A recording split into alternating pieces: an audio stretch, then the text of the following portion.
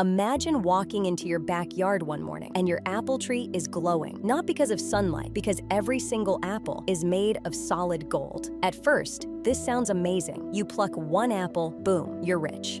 You pluck 10 apples, you buy a mansion, you pluck the whole tree, and suddenly, the global economy starts screaming into a pillow because gold is valuable for one reason: it's rare. Humans have spent thousands of years digging giant holes in Earth just to find tiny, shiny nuggets. But now, gold is growing on trees like fruit salad, and that changes everything. Farmers stop growing food. Why plant boring potatoes when your neighbor is harvesting golden apples worth millions? Entire countries turn into giant gold orchards. Kids stop saying they want to be astronauts. Now, they want to become apple farmers. Even criminals get confused. Do we rob banks or gardens? But here's the problem. If everyone has gold, nobody is special anymore. Gold prices crash harder. Your giant golden apple might eventually be worth less than a normal sandwich. Electronics companies panic because gold isn't just for jewelry.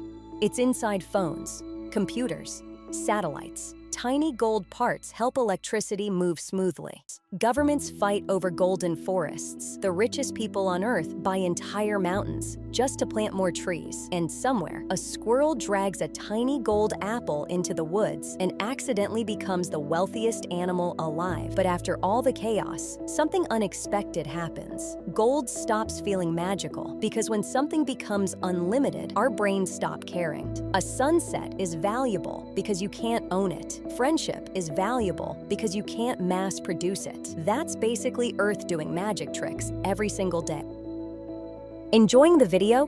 Don't forget to hit the like button and subscribe to our YouTube channel.